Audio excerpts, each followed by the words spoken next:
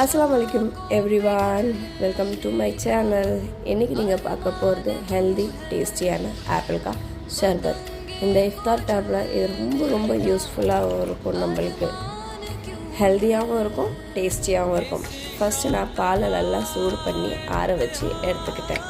Second, நான் condense milk use பண்ணுறேன். நீங்கள் வேணால் சுகரும் ஆட் பண்ணிக்கலாம். டேஸ்ட்டுக்குனால நான் சாஃப்ரான், ஏலக்காய் பவுடர், வெனிலா எசன்ஸ் ஆட் பண்ணிக்கிறேன்.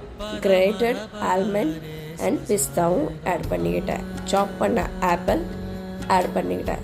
ஹெல்த்தியான டேஸ்டியான ஆப்பிள்கா ஷர்பத் ரெடி.